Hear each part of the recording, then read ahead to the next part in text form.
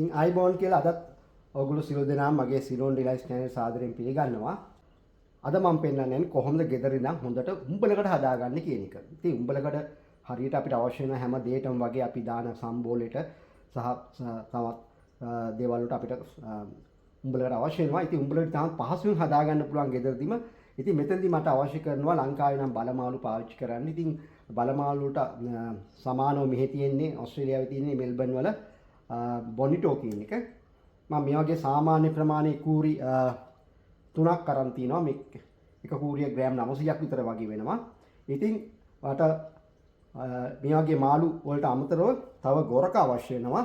මේ විදිහට තව ලුණු අවශ්‍ය වෙනවා. ඉතින් මේ තුන විතරයි අවශ්‍ය වෙන්නේ උඹලට හදන්න.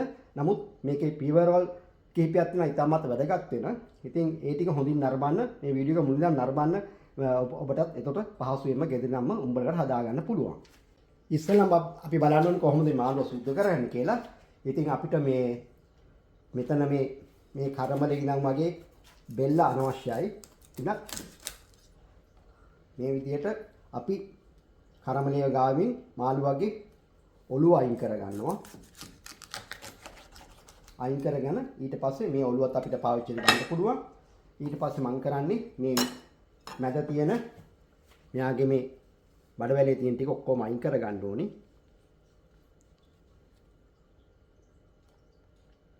පහසු විදිහට කරගන්න මම මේ විදිහට කපලේ වැල්ලා මේ විදිහට අපි මෙයාව හොඳට සුද්ධ කරගන්න ඕනි.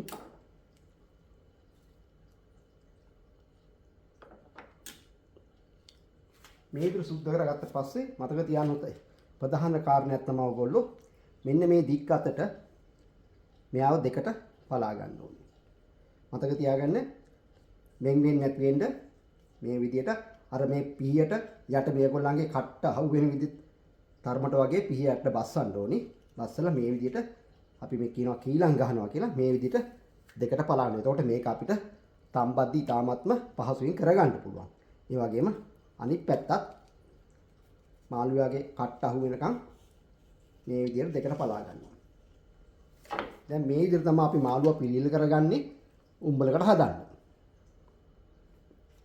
දැන් මම කරන්නේ මේ වගේ භාජනයක් කරන් ටිකක් පැතරි ලොකු භාජනයක් කරන් අවශ්‍ය කරන ප්‍රමාණයට වතුර දාලි වෙලා ඊට පස්සේ මම ගොර කෑලි 12ක් වගේ දානවා.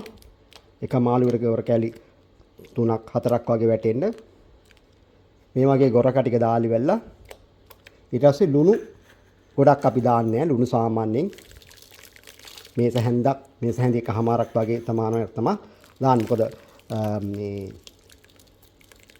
උඹලකට හදද්දී අපිට ගොඩක් ලුණු දාන්න අවශ්‍යතාවයක් නැහැ. මේ වගේ ලුණු ප්‍රමාණයක් දාලා මෙන්න මේ වගේ ටික වෙලාවක් මේ වතුර හොඳ නටන්න දෙන්න ඕනේ ගොරක ටික තැම්බෙනකන්.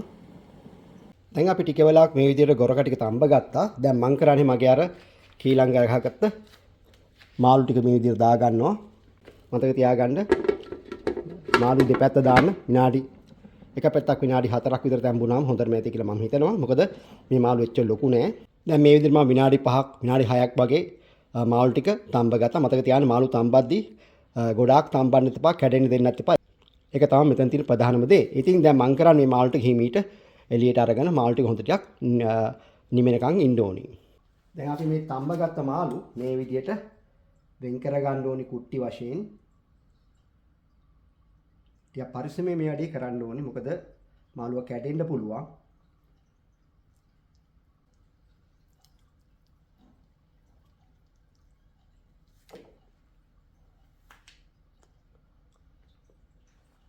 අර මාළු තම්බලා ගලව ගත්ත මාළු කැබලි මේ විදිහට දැලක් උඩ මම හොඳින් වේලෙන් දාලා තිනවා.